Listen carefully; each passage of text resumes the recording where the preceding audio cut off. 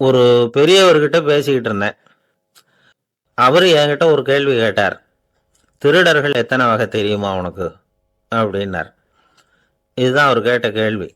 எதுக்காக என்ன பார்த்து அந்த கேள்வி கேட்டாரு தெரியல. இருந்தாலும் நான் அவருக்கு பதில் சொன்னேன்.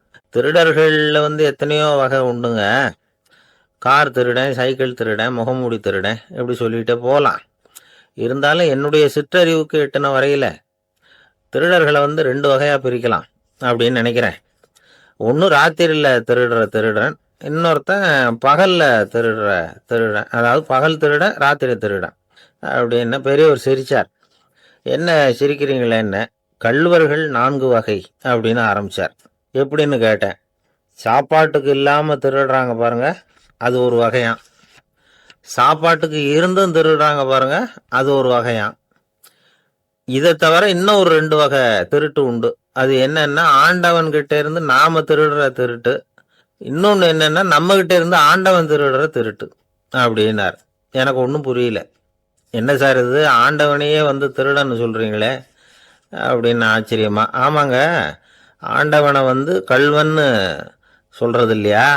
காஞ்சிபுரத்துக்கு பக்கத்துல திருக்கார்வனம் அப்படின்னு ஒரு ஊர் இருக்கு. அங்க உள்ள பெருமாளுக்கு கல்வர்னு தான் பேரு.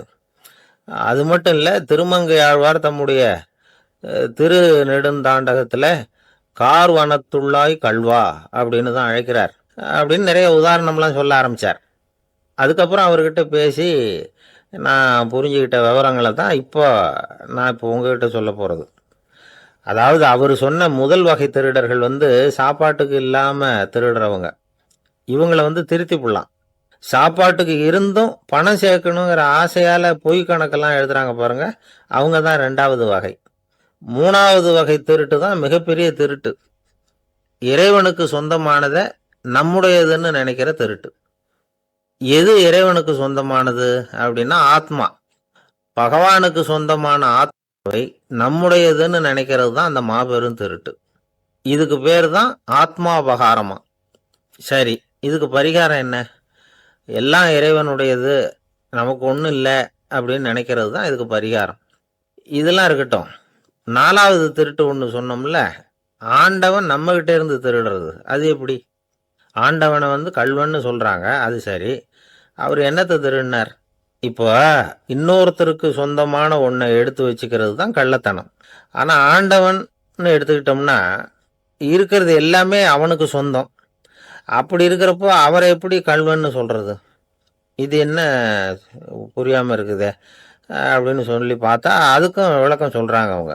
அதாவது ஆண்டவனுக்கு உருவமே கிடையாது, அரூபமாக இருக்கிறவன், அதாவது உருவம் இல்லாமல் இருக்கிறவன். அப்படி உள்ள பகவான் நம்மளை மாதிரி உருவத்தில் இருக்கிறான். நம்மளை மாதிரியே கையை காலு மூக்கெல்லாம் இருக்குது ஆண்டவனுக்கு. இந்த உருவம் நம்மகிட்ட இருந்து திருடினது தானே. அவன் தன்னுடைய உண்மையான திருமேனியை நமக்கு காட்டாம, அதாவது தரிசனம் கொடுக்காம இருக்கிறது கள்ளத்தனம் தானே. அதனால தான் இதுவும் ஒரு பெரிய திருட்டு, இருக்கிறதுலேயே மிகப்பெரிய திருட்டு அப்படிங்கிறார். என்கிட்ட பேசிக்கிட்டு இருந்தார், இந்த விஷயம்லாம் சொல்லிட்டு இருந்தாரு இந்த பெரியவர். அதாவது திருட்டை ஆன்மீக நோகத்தில் அவர் பார்க்குறார். நம்ம பார்வையில் இதை விட அபூர்வமான திருட்டுலாம் இங்கே உண்டு. அபூர்வமான திருடர்களும் உண்டு. ஒரு திருடன் சிறையிலிருந்து விடுதலையாகி வெளியில் போனான். கொஞ்ச நாளில் மறுபடியும் திரும்பி ஜெயிலுக்கு வந்துட்டான். அப்போ சிறை அதிகாரி அவனுக்கு அறிவுரை சொன்னாராம். ஏன்பா இப்படி அடிக்கடி தப்பு பண்ணிவிட்டு ஜெயிலுக்கு வந்துடுறியே, உனக்கு சொந்த பந்தம் எதுவும் இல்லையா? உனக்கு அப்பா, அண்ணன், தம்பிகள் அவங்க கூட எல்லாம் சேர்ந்து வாழணுங்கிற ஆசை இல்லையா அப்படின்னு கேட்டிருக்கார். அவங்களோட சேர்ந்து வாழணுங்கிற ஆசை எனக்கு நிறைய உண்டுங்க சார் அப்படின்னு அவன். அப்புறம் எதுக்கு இப்படி ஜெயிலுக்கு வந்துடுற அப்படின்னாரான் அவர். அவங்க எல்லாருமே இங்கே தானே சார் இருக்காங்க அப்படின்னு அவன். நம்மக்கிட்ட ஒருத்தன் தப்பாக நடந்துக்கிட்டானா உடனே நாம் என்ன செய்வோம்? கையை ஓங்கிட்டு அவனை அடிக்க போவோம். நாம் அவங்ககிட்ட அவனை விட ஒருபடி மேலே தப்பாக நடந்துக்குவோம். ஆனால் பெரியவங்கள்லாம் அப்படி நடந்துக்கிறது இல்லை. இன்னா செய்தாரை ஒருத்தல் அவர் நாண நன்னயம் செய்து விடல் அப்படின்னு வள்ளுவர் சொல்லியிருக்கார் இல்லையா? அதுக்கு தகுந்த மாதிரி நடந்துக்குவாங்க. பாயசித் விஸ்தாமிங்கிறவர் ஒரு பெரிய ஞானி. அவர் ஒரு நாள் ராத்திரி ரொம்ப நேரம் மசூதியில் இருந்துட்டு வீட்டுக்கு திரும்பி வந்துகிட்டு இருக்கிறார். வழியில் ஒரு குடிகாரன், அவன் கையில் ஒரு இசைக்கருவி, அதே கண்ணா பின்னான்னு மீட்டிக்கிட்டு வாய்க்கு வந்தபடி என்னத்தையோ பாட்டுன்னு நினச்சிக்கிட்டு பாடிக்கிட்டு அவன் பாட்டுக்கு கிடக்குறான் வழியில். அதோடு இருந்தாலும் பரவாயில்ல, அந்த பக்கமாக வழியில் போகிறவங்க வர்றவங்களையெல்லாம் பார்த்து கண்ணா பின்னான்னு திட்டிக்கிட்டு இருக்கிறான், ரொம்ப வளர்க்குறான். பாயசீத் பிஸ்தாமிங்கிற அந்த பெரியவர் அந்த வழியாக போகிறார். அவனை பார்க்குறார். அவனுடைய நிலைமையை பார்த்துட்டு பரிதாபப்படுறார்.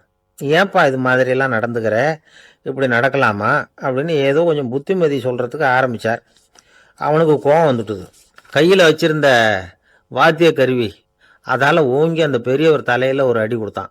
ரத்த காயம் ஏற்பட்டு போச்சு. அவன் கையில் இருந்த இசைக்கருவியும் அடித்த வேகத்தில் அடைஞ்சு போச்சு. அவ்வளோ வேகமாக அடிச்சிருக்கான். இவ்வளவு தூரத்துக்கு நடந்து போச்சுல்ல. அந்த மாபெரும் ஞானி வாயை திறந்து ஒரு வார்த்தை கூட பேசலை. பேசாமல் தலையை பிடிச்சிக்கிட்டு அவர் பாட்டுக்கு போயிட்டார். மறுநாள் அந்த பெரியவர் என்ன பண்ணார் தெரியுமா? கொஞ்சம் இனிப்பு பண்டங்கள், கொஞ்சம் பணம், இது ரெண்டையும் ஒரு ஆள் மூலமாக அனுப்பி வச்சார் அந்த குடிகாரனுக்கு. அவனுக்கு ஒன்றும் புரியல. என்ன விவரம்னு விசாரித்தான். வந்த ஆள் ஒரு கடுதாசியை நீட்டினான். அதில் விவரம் இருந்தது. ஞானி எழுதியிருக்கிறார், இதை பாருப்பா, உங்களுடைய இசைக்கருவி உடையறதுக்கு என்னுடைய தலை காரணமாக ஆயிட்டுது. அதுக்காக நான் ரொம்ப வருத்தப்படுறேன். அதுக்காக தான் பணம் அனுப்பி வச்சுருக்கேன். வேறு புதுசாக ஒரு இசைக்கருவி வாங்கிக்கோ.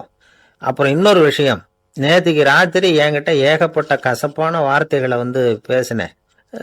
இதோடு அனுப்பியிருக்கிற இனிப்பு பண்டங்களை சாப்பிட்டு உன்னுடைய நாவில் உள்ள கசப்பை மாற்றிக்கோ அப்படின்னு அதில் எழுதப்பட்டிருந்தது.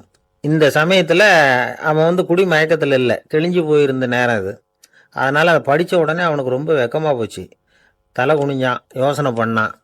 கொஞ்ச நேரத்தில் தன்னுடைய நண்பர்கள் சில பேரையும் கூப்பிட்டுக்கிட்டு நேராக அந்த ஞானி இருக்கிற இடத்துக்கு ஓடினான். அவர் காலில் விழுந்தான். அவர்கிட்ட மன்னிப்பு கேட்டுக்கிட்டான். பெரியவங்களே தெரியாமல் நான் இந்த பாவ செயலை பண்ணிவிட்டேன், என்னை மன்னிச்சுங்க. உங்களுடைய பொறுமையும் போதனையும் என்னுடைய கண்ணை திறந்துட்டுது. இனிமேல் நானும் என்னுடைய நண்பர்களும் நல்ல வழியில் திருந்தி வாழ போகிறோம் அப்படின்னா. ஞானி செய்த நன்னயம் குடிகாரனை எப்படி திருத்திருக்கு பார்த்தீங்களா? இந்த கதையை கேட்டுவிட்டு ஒருத்தர் சொன்னார், என் வாழ்க்கையில் கூட அப்படி ஒரு சம்பவம் நடந்தது சார். நானும் ஒரு நாள் ராத்திரி ஓவராக குடிச்சிட்டு ஒரு கிட்டாரை வாசிச்சுக்கிட்டு கண்ணாபின்னான்னு உளறிக்கிட்டு திட்டிக்கிட்டு இருந்தேன். அந்த சமயம் அந்த வழியாக வந்தார். ஓங்கி தலையில் ஒரே ஒரு அடி, ரத்தம் வந்துட்டுது. அதுக்கப்புறம் என் மனசு தெரிந்துட்டுது சார் அப்படின்னார். அப்படியா என்ன ஆச்சரியமா? ஆமாம் சார், அடி விழுந்தது அவர் தலையில் இல்லை, என் தலையில். வந்தவர் என்ன அப்படி அடிச்சுட்டார். மயக்கம் தெளிஞ்சதுக்கு அப்புறம் தான் எனக்கு விவரம் புரிஞ்சுது. அவர் ஒரு போலீஸ்காரரு அப்படின்னார் ரொம்ப சோகமா. ஒரு ஊர்ல ஒரு துறவி இருந்தார், புத்த சமய துறவி. அந்த ஊர் மன்னன் அவரை பத்தி கேள்விப்பட்டிருக்கான். ஒரு நாள் புறப்பட்டு போனான். துறவியின் பாதங்களை தொட்டு வணங்கினான். அதுக்கப்புறம் சொன்னான், ஐயா, நான் உங்களை அரண்மனைக்கு அழைச்சிட்டு போறதுக்காக வந்திருக்கிறேன். இனிமே நீங்க இங்க எதுக்கு இருக்கணும் அப்படின்னானா. அவன் மனசுக்குள்ள என்ன நினைப்புன்னா, இவர் எங்க வர போறாரு, நான் ரொம்ப எளிமையானவன், எனக்கு எதுக்கு அரண்மனை வாசம்னு சொல்லிவிடுவார் அப்படின்னு நினைச்சிருக்கான். ஆனா அந்த துறவி என்ன பண்ணார் தெரியுமா? அப்படியா, சரி போகலாம், வா, போய் உன் ரதத்தை கொண்டுட்டு வா. அரண்மனைக்கு போகும்பொழுது அதுக்கு தகுந்த மாதிரி ஆடம்பரமா போகணும் அப்படின்னு விட்டாரான். துறவி இப்படி சொன்னதும் அந்த மன்னனுக்கு மனசுக்குள்ள சந்தேகம் வந்துட்டுது. இவர் உண்மையிலேயே துறவி தானா, ஏமாத்து பேர் வழி மாதிரி தெரியுதே அப்படின்னு நினைச்சிருக்கான். இருந்தாலும் இனிமே என்ன பண்றது, சொல்லியாச்சு. ரதத்தை கொண்டுட்டு வந்தான். துறவி ஏறி உட்காந்தார். பக்கத்துல ராஜா. அவரு ரொம்ப உற்சாகமா வரார். இவன் ரொம்ப சோர்ந்து போய் வரான்.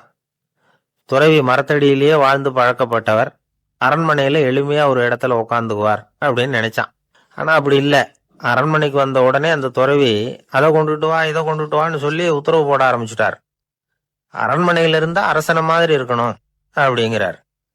ராத்திரி பூரா சௌரியமா தூங்கினார். பகல்ல அரண்மனை தோட்டத்துல உலாவ வேண்டியது, நீச்சல் குளத்துல குளிக்க வேண்டியது, இப்படியே பொழுது போக்கிட்டு இருக்கிறார். அந்த அரண்மனையில துறவி மகிழ்ச்சியா இருக்கிறார். மன்னனால அப்படி இருக்க முடியல. அவருக்கு எந்த கவலையும் இல்லை, இவனுக்கு அரசாங்க கவலைகள். துறவி அப்படி இருக்கிறத இவனால தாங்கிக்க முடியல. ஒரு நாள் அவர்கிட்டே போய், நான் உங்ககிட்ட கொஞ்சம் பேசணும் நானா. துறவி பார்த்தார். நான் இந்த அரண்மனைக்கு வரும்பொழுதே நீ என்னமோ என்கிட்ட கேட்கணும்னு நினைச்ச. ஏன் காலதாமதம்? நீ அனாவசியமா உன்னையே தொந்தரவு பண்ணிட்டு இருக்கிற. நீ கவலையா இருக்கேங்கிறது எனக்கு புரியுது. நான் மரத்தடியில் இருந்தப்போ கூட என்னை அடிக்கடி சந்திச்சுக்கிட்டு இருப்ப, ஏதாவது விளக்கம் கேட்கறது உண்டு. இங்க வந்த பிறகு என்னை சந்திக்கிறது கூட அபூர்வமா போயிட்டுது. நீ இப்போ என்ன கேட்க போறேங்கிறது எனக்கு தெரியும், இருந்தாலும் கேள் அப்படின்னாராம். வேற ஒண்ணும் இல்லைங்க. இப்போ உங்களுக்கும் எனக்கு என்ன வித்தியாசம்? 2 பேரும் அரண்மனையில தான் இருக்கிறோம். நீங்க மகிழ்ச்சியா இருக்கிறீங்க. நான் அப்படி இருக்க முடியல. இவ்வளவுக்கும் நீங்க முன்னாடி இருந்தது மாதிரி இல்ல. தினமும் தங்க தேர் கேட்கறீங்க, உயர்தரமான ஆடைகள் அணியிறீங்க, சுவையான சாப்பாடு. இப்படி இருக்கிறப்போ உங்களுக்கும் எனக்கு என்ன வித்தியாசம்? இதுதான் மன்னனுடைய கேள்வி. இதுக்கு பதில் சொல்றேன், என் கூட புறப்பட்டு வா, இந்த நகரத்துக்கு வெளியில போவோம் அப்படின்னு சொல்லி அரசனை கூப்பிட்டுக்கிட்டு ஊர் எல்லைக்கு வந்து சேர்ந்தார் துறவி. அங்க போய் சொன்னார், இத பாருப்பா, இந்த இடத்த தான் தேடிட்டு இருந்தேன். இனிமே நான் வந்து திரும்பி வரப்போறதில்ல. நீ என்னோட வர்றியா, திரும்பி போறியா அப்படின்னார். நான் எப்படிங்க உங்க கூட வர முடியும்? என்னுடைய நாடு, என்னுடைய சொத்துக்கள், மனைவி, மக்கள் எல்லாத்தையும் விட்டுட்டு எப்படிங்க வர்றதுன்னா. இப்ப அந்த துறவி சொன்னார், இப்ப வித்தியாசத்தை தெரிஞ்சுக்கிட்டியா? நான் அரண்மனையில இருந்தேன், எல்லா வித பொருள்களும் உடையவனா இருந்தேன். ஆனா எதையும் சொந்தம் கொண்டாடுறவனா இருக்கல. ஆனா நீ அப்படி இல்ல, எல்லாத்தையும் சொந்தம் கொண்டாடிட்டு இருக்கிற. இதுதான் நமக்குள்ள வித்தியாசம் அப்படின்னு சொன்னார். அரண்மனை ஆடைகளை அப்படியே கலைஞர் அரசங்கிட்ட கொடுத்தார். உன்னுடைய ஆடைகளை நீயே வச்சுக்கோன்னார். அவர் பாட்டுக்கு நடந்து போனார், திரும்பியே பார்க்கல. அரசனுக்கு அப்பதான் தன்னுடைய அறியாமை விளங்குச்சான். இதுல இருந்து நாம புரிஞ்சுக்க வேண்டியது என்னன்னா, இந்த உலகத்துல எத்தனையோ பொருள்கள், அதையெல்லாம் முறையா பயன்படுத்தினா மகிழ்ச்சி. அதை விட்டுட்டு அதுக்கெல்லாம் சொந்தம் கொண்டாட ஆரம்பிச்சா கவலை. நம்ம ஆட்கள் வந்து சொந்தம் கொண்டாடுற விதமே தனி. ஒரு ஆளு இன்னொருத்தங்கிட்ட ஒரு கொடை கடன் வாங்கியிருந்தான், திருப்பி கொடுக்கல. கொடையை கொடுத்தவன் கேட்டான், என்கிட்ட கடன் வாங்கினிய கொடை, அதை கொஞ்சம் திருப்பி தர்றியான்னா. அது உனக்கு இப்போ அவசரமா தேவைப்படுதா அப்படின்னு கேட்டான் இவன். எனக்கு தேவைப்படல, அந்த கொடையை நான் யாருகிட்ட வாங்கியிருந்தேனோ அவனுக்கு இப்போ அது அவசரமா தேவைப்படுது அப்படின்னு அந்த ஆள். அந்த ஆளுக்கு பேச தெரியாது, அவர்கிட்ட கொஞ்சம் எச்சரிக்கையா நடந்துக்கோ அப்படின்னு சொல்றது உண்டு. அப்படின்னா என்ன அர்த்தம்? அவர் இன்னமும் குழந்தையாவே இருக்கிறாரு, இன்னும் பேச்சு வரலன்னு அர்த்தம்? அப்படி இல்லை, அவருக்கு நாகரிகமா பேச தெரியலன்னு அர்த்தம். பேசுறதுங்கிறது மனுஷனால மட்டுமே முடியக்கூடிய ஒரு காரியம். அப்படி இருந்தும் அதோட பெருமையை வந்து அவன் இன்னமும் சரியா புரிஞ்சுக்கலன்னு தான் சொல்லணும். அதனாலதான் அவன் அளவுக்கு அதிகமா வார்த்தைகளை கொட்டி போடுறான். அதுக்கப்புறம் அதையெல்லாம் திருப்பி அள்ள முடியாம கிடந்து கஷ்டப்படுறான். கொட்டுன வார்த்தையை அள்ள முடியுமா? ஒருத்தரை இன்னைக்கு பார்த்து முட்டாள்னு திட்டி போடுறீங்க, நாளைக்கு மறுபடியும் அவர்கிட்ட போய் நேத்திக்கு உன்னை முட்டாள்னு சொல்லிவிட்டேன், அந்த வார்த்தையை திருப்பி கொடு, வாங்கிட்டு போயிடுறேன் அப்படின்னு நான் சொல்ல முடியும்? அவன் கோபக்காரனா இருந்தா நேத்திக்கு அதை வேற விதமா உங்களுக்கு திருப்பி கொடுத்துருப்பான். உலகத்துல எவ்வளவோ ஜீவராசிகள் இருக்கு, அதுக்கெல்லாம் வாய் இருக்குது. அந்த வாயெல்லாம் எதுக்கு உபயோகம்? சாப்பிட்றதுக்காக. ஆனா நமக்கு இருக்கிற வாய் சாப்பிட்றதுக்காக மட்டும் இல்லை, பேசுறதுக்காகவும் தான். பேச முடியலன்னா வாய் இருந்தா கூட அது வாயில்லா ஜீவன் தான். ஒரு பையனை பார்த்து அது வாய் உள்ள புள்ள பொழைச்சிக்கும் அப்படின்னா மற்ற பையன்களுக்கெல்லாம் முகத்துல வாயே இல்லைன்னு அர்த்தம்? அப்படி இல்லை, அந்த பையன் கொஞ்சம் கெட்டிக்காரத்தனமா பேசுவான்னு அர்த்தம். அதனால எப்படி பேசணும் அப்படிங்கிறத நாம முக்கியமா தெரிஞ்சுக்கணும். இதுக்கு 8 விதமான குறிப்புகளை நம்ம பெரியவங்க சொல்லியிருக்கிறாங்க. பேச்சுக்கு 8 அங்கங்கள் உண்டு அப்படின்னு அவங்க சொல்றாங்க. அதெல்லாம் என்னென்ன அப்படின்னா, உண்மை, நன்மை, அன்பு, நிதானம், இனிமை, ஆழம், சமயமறிதல், சபையறிதல். இந்த 8 தன்மையும் பேச்சில் இருக்கணுமா. இதையே கொஞ்சம் விவரமா சில பேர் போர்டில் எழுதி வச்சிருப்பாங்க. அதாவது எழுத்துலயாவது அதெல்லாம் இருக்கட்டுமே அப்படின்னு நினைச்சு நீங்க கூட சில இடங்கள்ல இதை பார்த்துருக்கலாம்.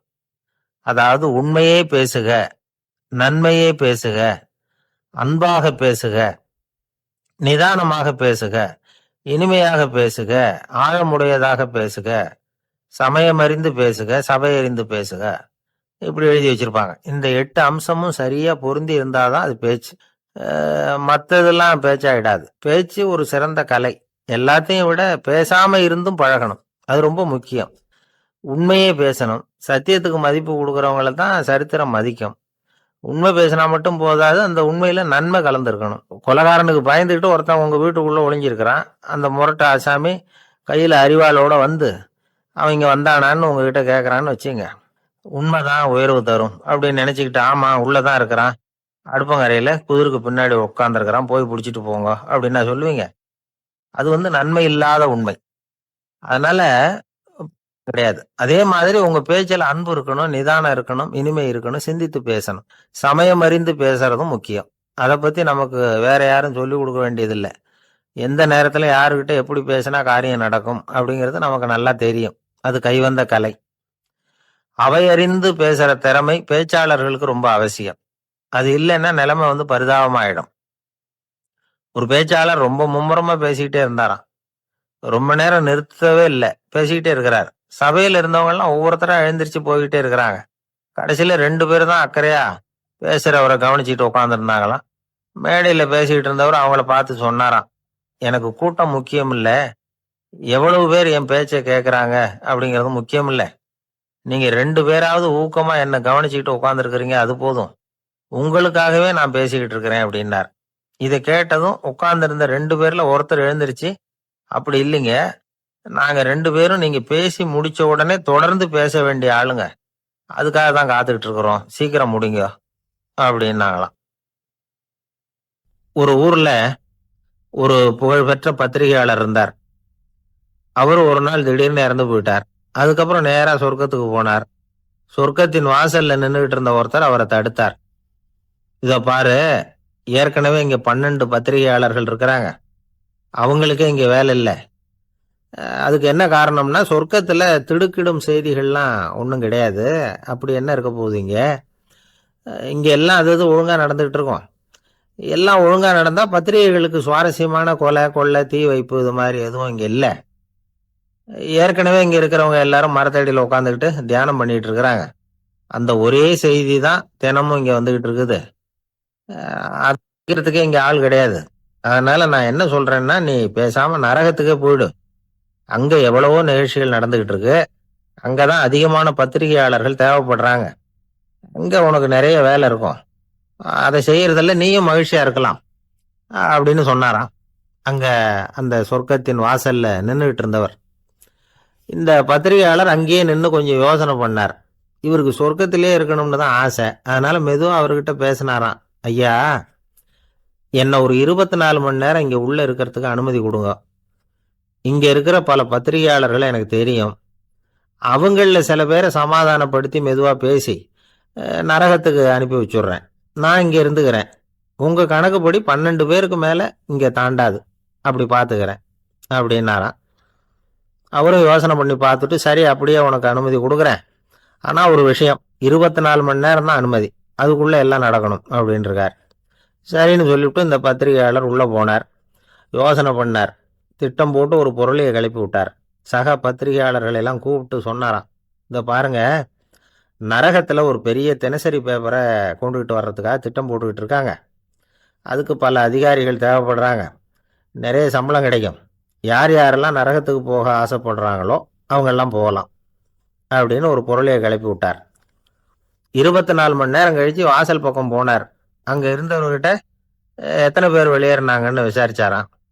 அப்போ அவர் இவரை, நீ வெளியே போகக்கூடாது, முதல்ல உள்ளதான் இருக்கணும் அப்படின்னு தடுத்தாராம். அப்புறம் சொன்னாராம், நீ சொன்ன செய்தியை கேட்டதும் இங்க இருந்த எல்லா பத்திரிகையாளர்களுமே நரகத்துக்கு போயிட்டாங்கப்பா, உள்ள யாருமே இல்லை, அதனால நீ உள்ளே இருக்கலாம் அப்படின்னாராம். இதை கேட்டதும் இந்த பத்திரிகையாளரே குழம்பி போயிட்டார். ஒருவேளை உண்மையிலேயே நரகத்துல புதுசா பத்திரிகை ஏதாவது ஆரம்பிக்க போறாங்களோ அப்படின்னு அவரே நினைக்க ஆரம்பிச்சுட்டாராம். அப்புறம் சொன்னாராம், ஐயா, என்னை விட்டுருங்க, நான் நரகத்துக்கே போயிடுறேன், அங்க ஏதோ விசேஷம் இருக்கணும் அப்படின்னாராம். இல்லைன்னா இத்தனை பேரும் ஒட்டுமொத்தமா அங்க போறதுக்கு சான்ஸே இல்லை, என்ன தடுக்காதீங்கன்னு கெஞ்ச ஆரம்பிச்சுட்டாராம். மற்றவங்க நம்பணுங்கிறதுக்காக ஒரு பொருளையை கிளப்பி விட்டார். கடைசியில தானே அந்த பொருளைக்கு ஆளாயிட்டார். அதாவது பிறரை ஏமாற்றிய அவரது மனம் கடைசியில அவரையே ஏமாத்த ஆரம்பிச்சுட்டு பாருங்க. நீங்க இப்படி அடுத்தவங்களை ஏமாத்துறதுக்கு உங்க மனசை பழக்கப்படுத்துறீங்க, ஆனா கடைசியில அதனால நீங்களே ஏமாற்றப்படுகிறீர்கள் அப்படிங்கிறது பெரியவர்களுடைய புத்திமதி. அதனால உங்க மனசுகிட்ட ரொம்ப எச்சரிக்கையா இருங்கோ அப்படிங்கிறாங்க. நம்ம ஆளுங்க அங்க போய் என்ன சொல்லுவாங்கன்னா, இந்த பாரு, அங்க போவாத இங்க போவாதன்னு பயமுறுத்துறது உண்டு. சில பேர் அங்க பேய் இருக்குது, பிசாசு இருக்கு அப்படின்னு பொருளையை கிளப்பி விடுறது உண்டு. இருட்டு நேரம், காட்டு வழியா ஒருத்தன் போய்கிட்டு இருக்கிறான். அங்க பேய் பிசாசு நடமாட்டம் இருக்கிறதாக வதந்தி. இவன் பயந்துகிட்டே வேகமா போறான். காடு முடிஞ்சு மெயின் ரோட்டுக்கு வந்து சேர்ந்தான். அப்பாடா, ஒரு பஸ் நின்றுட்டு இருக்கு தனியா, இருட்டுல லேசா தெரிஞ்சுது. ஓடி போய் ஏறி உள்ள உட்காந்துக்கிட்டான். பயந்துகிட்டே போனவன் அப்புறம் தான் தெரியுது உள்ள யாருமே இல்லை, டிரைவரும் இல்லை, கண்டக்டரும் இல்லை, வேற யாரும் இல்லை. இவனுக்கு பேய் பயம் அதிகமாக போட்டுது. ஏன்னா நடு ராத்திரி. இந்த நேரம் பார்த்து அந்த பஸ்ஸு தானே நகர ஆரம்பிச்சுதான். இவனுக்கு இன்னும் பயம் அதிகமாக போட்டுது. ஏன்னா டிரைவர் சீட்டு காலியாக இருக்கு, பஸ்ஸு நகருது. இவன் உடம்பு பூரா நடுங்க ஆரம்பிச்சுட்டுது. வீல்னு கத்தலாமான்னு பார்த்தான். அந்த நேரம் பார்த்து அவன் தோளில் ஒரு கை விழுந்துதான். திடுக்கிட்டு திரும்பி பார்த்துருக்கிறான். அங்கே டிரைவர் நிற்கிறார். அவர் சொன்னாராம், ஏன்பா ஏற்கனவே பஸ்ஸு பிரேக் டவுன், நாங்கள்லாம் பின்னாடி இறங்கி நின்று தள்ளிட்டு இருக்கிறோம், நீ மட்டும் ஜாலியாக ஏறி உக்காந்துக்கிட்டியா, இறங்கி வந்துப்பா அப்படின்னாராம். இருட்ட கண்டா பயம் உண்டாவதே அது ஏன்? இப்படி ஒரு கேள்வியை ஒரு பெரியவர்கிட்ட கேட்டாங்க. அதுக்கு அவர் பதில் சொல்றார், மனிதனுடைய ஆதிகால வாழ்க்கையில தொற்றி கொண்ட பயம் இது இது வேரூன்றி இருக்குது, இன்னமும் போகல. 50,000 வருஷங்களுக்கு முன்னாடி மனுஷன் குகைகள்ல வாழ்ந்தான். பகல்ல பயம் இருக்காது, ராத்திரியில மிருகங்கள் தாக்கும் கொல்லும், நிம்மதியா தூங்க கூட முடியாது. அதனால இந்த மனுஷனுக்கு இரவுன்னா மரணம் பயம் அப்படின்னு பழகி போச்சு. மனிதர்களுடைய எல்லா மனசையும் சேர்த்து மொத்தமா ஒரு மனசு உண்டு. மனிதர்களுடைய நினைவு இந்த மொத்த மனசுல பதிஞ்சிருக்கு, பரவுது. இந்த மொத்த மனசுல இருட்டு பற்றிய பயம் பதிந்து நீடிக்குது அப்படிங்கிறார் அவர். இந்த காலத்துல இரவை பகலாக்கிறதுக்கு எவ்வளவோ விளக்குகள்லாம் வந்தாச்சு. ராத்திரியிலேயும் மிருகங்கள் தாக்குங்கிற நிலைமை இல்லை. பாதுகாப்பான வீடுகள் விலங்குகளும் விலகி போயிட்டா, விலங்குகள்லாம் விலகி போயிட்டுது, வீடுகளும் பாதுகாப்பா இருக்குது. சரி, இருந்தாலும் அந்த பழங்கால பயம் இருட்டு பயம் இன்னமும் மனுஷனை விட்டு போகல. இன்னொரு விஷயம் என்னன்னா, இருட்டுல இருந்து வெளிச்சத்துக்கு வராத மனிதர்கள் இன்னைக்கு அதிகம். ஒரு ஆளு ஆத்துக்கு மீன் பிடிக்கிறதுக்காக போனான், இன்னும் விடியல. அதுக்குள்ள வலையை எடுத்துட்டு கிளம்பி போயிட்டான். வெளிச்சம் வர்றதுக்கு முன்னாடியே போய் சேர்ந்துட்டான். விடிகிற வரைக்கும் என்ன பண்றது, சும்மா கரையிலேயே உட்காந்து காலை ஆட்டிக்கிட்டு இருக்கிறான். காலில் ஏதோ ஒரு சின்ன மூட்டை தட்டுப்பட்டுது. இருட்டில் அது என்னன்னு சரியா தெரியல. மூட்டைக்குள்ள சின்ன சின்ன கல்லா நிறைஞ்சி இருக்குது. சும்மா பொழுது போகணுமேங்கிறதுக்காக இவன் அந்த மூட்டைக்குள்ள இருந்து ஒவ்வொரு கல்லா எடுத்து ஆத்துல வீசிக்கிட்டு இருக்கிறான். விடிகிற வரைக்கும் வேற வேலை இல்லைங்கிறதுனால இப்படி செஞ்சுக்கிட்டே உட்காந்துருக்கிறான். கிழக்க மெதுவா வெளிச்சம் தெரிய ஆரம்பிச்சது, பொழுது விடியறதுக்கான அறிகுறி. இதுக்குள்ள அந்த மூட்டையில இருந்த எல்லா கல்லையும் எடுத்து வீசி எறிஞ்சுட்டான். கடைசியா ஒரே ஒரு கல் மட்டும்தான் கையில பாக்கி இருந்தது. வெளிச்சம் வந்ததும் அந்த கல்லை பார்த்தான், அப்படியே திகைச்சு போயிட்டான். அடடா, தெரியாம தப்பு பண்ணிட்டோமே அப்படின்னு நினைச்சான். ஏன் தெரியுமா, அவன் கையில இருந்தது வெறும் கல் இல்ல, விலை வசந்த ரத்தன கல். அது இருட்டுல என்னன்னு புரியாததுனால மூட்டையில இருந்த எல்லா ரத்தன கல்லையும் ஆத்துல வீசி எறிஞ்சிருக்கிறான். இப்போ அவனுக்கு அழுகையே வந்துடும் போல இருந்தது. வாழ்க்கையை வசதி ஆக்கிக்கிறதுக்கான வாய்ப்பு அவனுக்கு இருந்தது, இருந்தாலும் இருட்டுல அதை இழந்துட்டான். அந்த வகையில அவனுக்கு கொஞ்சம் அதிர்ஷ்டம் இருந்திருக்குது. அதாவது ஏதோ ஒரு வகையில இருந்திருக்குது. அதனாலதான் அந்த கடைசி கல்ல எரியறதுக்குள்ள வெளிச்சம் வந்துட்டுது. பல பேருக்கு அந்த அளவு கூட அதிர்ஷ்டம் வர்றதில்லை. எல்லாத்தையும் வீசினதுக்கு அப்புறம் தான் வெளிச்சம் வரும். என்னன்னு விவரம் தெரியாமலே எழுந்திரிச்சு வந்துருவாங்க. வாழ்க்கைங்கிறது ஒரு பெரிய புதையல். அதை புரிஞ்சிக்காம மனுஷன் அதை வீசி எரிஞ்சுக்கிட்டு இருக்கான் அப்படிங்கிறது தான் பெரியவங்க கருத்து. சில பேருக்கு புரிஞ்சுக்கிற நேரம் வரும், அதுக்குள்ள வாழ்நாள்லாம் ஓடி போயிருக்கும். அதுக்கப்புறம் என்ன பண்றது? நம்மால் ஒருத்தன் கையில ஒரு சின்ன பையோட வந்துகிட்டு இருந்தான். பைய உள்ள ஏகப்பட்ட நகைகள், ரத்தன கல் எல்லாம் இருக்கு. வந்துகிட்டு இருந்தவன் திடீர்னு அந்த பையை அப்படியே ஒரு குளத்துல வீசி எறிஞ்சுட்டான். மகான்கள் தான் இப்படி பற்று இல்லாம இருப்பாங்க. என்னங்க இது, விலை மதிப்புள்ள அந்த பையை இப்படி குளத்துல வீசி எறிஞ்சுட்டீங்களே, இதுக்கு என்ன அர்த்தம் அப்படின்னு கேட்டார் அவன் கூட வந்தவர். அவன் மெதுவா இவர் காதோட காதா சொல்றான், ஒரு போலீஸ்காரர் பின்னாடி வந்துகிட்டு இருக்கிறார், அவர் போனதுக்கு அப்புறம் இதை எடுத்துக்குவேன் அப்படிங்கிறான்.